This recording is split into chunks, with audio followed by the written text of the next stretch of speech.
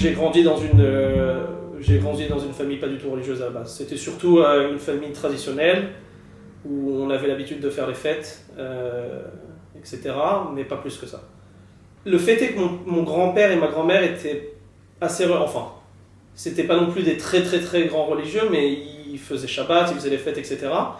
Et c'est vrai que de toute façon, dans ma famille, on a toujours aimé respecter les traditions, etc.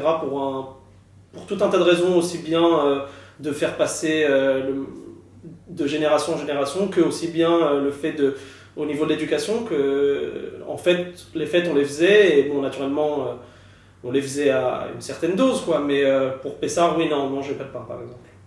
Je mangeais pas du tout kasher. Je mangeais tout ce qui était possible et inimaginable. En plus, ma mère était plutôt pas mauvaise cuisinière, donc elle aimait bien expérimenter et toucher un peu de tout, donc j'ai un peu mangé de tout. Je mangeais du porc, je mangeais des fruits de mer, je mangeais de la raclette, c'est-à-dire je mélangeais la viande et le lait. Je mangeais... du moment où ça me plaisait, que c'était bon, je le mangeais. Je me posais pas vraiment de questions. Et j'ai jamais vraiment été... on m'avait expliqué quand j'étais petit, voilà, comme ça, on mange pas ci, pas ça, mais c'était pas vraiment quelque chose qu'on appliquait plus que ça, quoi. Et vers 13 ans plus ou moins, après ma bar mitzvah, j'ai commencé à avoir une certaine... je me suis un peu posé des questions, réveillé, intéressé, etc. Ma mère aussi par la même occasion, pour tout un tas de raisons. Et j'ai commencé à manger kasher. Mon changement, on peut pas vraiment comment dire, le cataloguer avec une seule cause. C'est une sorte de mélange de tout un tas de causes. Premièrement, ma mère est tombée malade quand j'étais petit, à 10 ans. Et petit à petit, en fait, elle a commencé à se poser des questions par rapport à la religion qu'elle ne se posait peut-être pas plus que ça avant.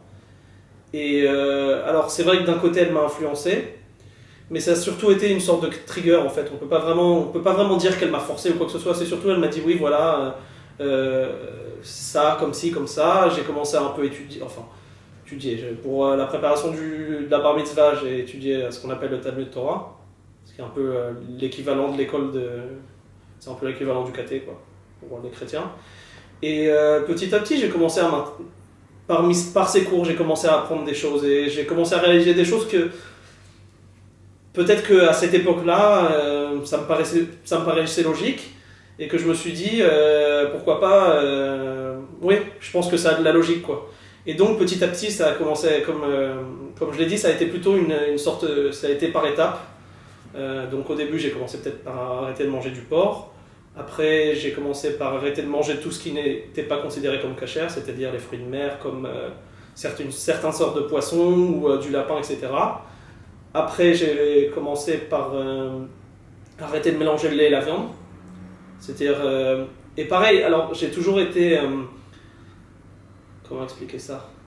Il y a une différence entre les Ashkénazes et les Séfarades au niveau de la séparation entre le lait et la viande. Les Ashkénazes, ils attendent plus ou moins entre 3h et 3h30, et les Séfarades, ils attendent 6h. Après, ma mère étant médecin, elle m'a toujours dit que de toute façon, la viande, elle se digérait en 3h et pas plus. Donc le fait d'attendre plus de 6h, ça ne servait strictement à rien. Enfin, c'était juste une question de tradition. Et donc je me suis dit pourquoi souffrir si... le principe c'est de ne pas avoir de lait et de viande mélangés en même temps. Donc c'est pour ça que j'ai fait 3h, même si je suis tunisien à l'origine, quoi.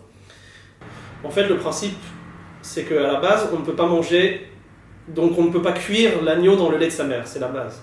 Après, ça a été un petit peu évolué et on a dit, voilà, on ne va pas manger de viande avec de laitage.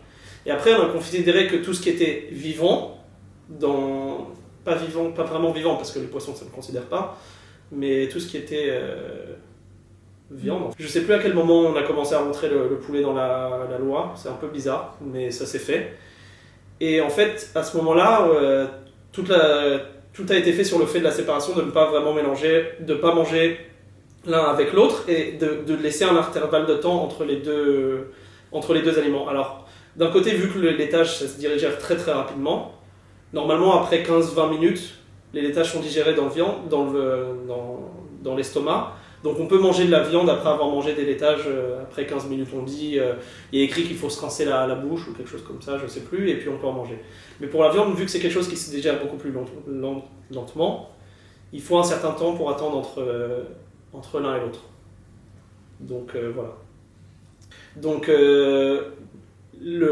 c'est sûr que d'un côté c'était assez difficile dans le sens où au début, vu que comme je suis pas une personne religieuse, c'était pas très important pour moi de manger dans un restaurant qui était cachère en sens propre du terme. C'est-à-dire que il y a tout un tas de règles à... La viande doit avoir ses propres couverts et le laitage ses propres couverts. Après, à la maison, c'est vrai que nous on le fait et que je le fais toujours à la maison chez moi, mais ça ne me dérange pas du tout de manger dans un restaurant qui ne fait pas ça, quoi. C'est-à-dire que ça, à la limite, j'ai plus envie de dire que c'est vraiment pour avoir une sorte de tradition, pour avoir une sorte de quelque chose qui est différent en fait entre la maison et l'extérieur. Je sais pas trop comment expliquer, mais c'est vrai que ça me dérangera pas le moins du monde. Même si on pourra me dire que voilà, il y a du porc dans cette assiette il y a une semaine et qu'elle a été lavée, ça me dérangera pas. Je mangerai aussi dans cette assiette.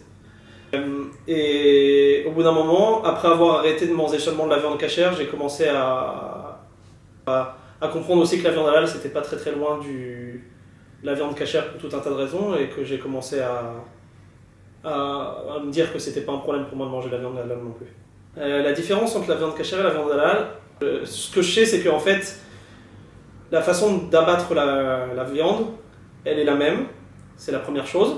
C'est d'une façon en fait à la différence des viandes abattues qui ne sont pas ni cachère ni halal, qui sont abattues à coups de shotgun dans la tête ou à électrochoc, la viande, elle est... Enfin, la vache ou l'animal, en fait, on le saigne, c'est comme ça qu'on appelle. On coupe le nerf principal avant de couper la carotide, justement. On coupe le nerf principal pour qu'en fait l'animal ne ressente plus rien. Et seulement après ça, on va donc l'égorger, lui couper la carotide, qui est l'artère principale, et qui va le vider de son sang le plus rapidement possible. Donc ça, c'est déjà une chose qui est commun aux deux pratiques. L'autre pratique, c'est le fait de la saigner. C'est-à-dire qu'en fait, la viande, elle est mise dans du sel pendant un certain temps, je ne sais plus combien, pour enlever tout le sang qui reste dans le muscle, dans la chair en elle-même. Et l'autre point qui est aussi important, alors je pense que c'est pareil dans les deux cas, mais enfin j'en suis sûr dans le cas de la viande cachère, mais j'en suis pas sûr chez la viande halal, c'est que la viande, enfin la vache, avant d'être tuée, elle sera suivie entre guillemets médicalement, si on veut. C'est-à-dire que si elle a le moindre problème, si elle a la moindre maladie ou quoi que ce soit, elle ne sera pas abattue pour des fins de nourriture en fait. On ne la mangera pas. Et c'est aussi quelque chose qui est vraiment important pour moi aussi, dans le sens où que la vache qui sera abattue, ça sera une vache qui soit saine en fait. Après, la différence, la grande différence, c'est que d'un côté, ça sera un rabbin qui va s'en occuper, que de l'autre, ça sera un imam, et que la prière et que les rites, etc. seront différents. Mais sur le point de vue technique, les différences, elles sont vraiment minimes. Donc au final, ça revient vraiment au même. C'est venu plus par maturité en fait, dans le sens où je me suis renseigné, où j'ai lu des choses que je n'avais sûrement pas lues quand j'avais 16 ans, parce que quand tu vas au Talmud Torah, on t'explique pas que la viande halal c'est la même chose que la viande cachère, c'est pas tout à fait dans leur programme.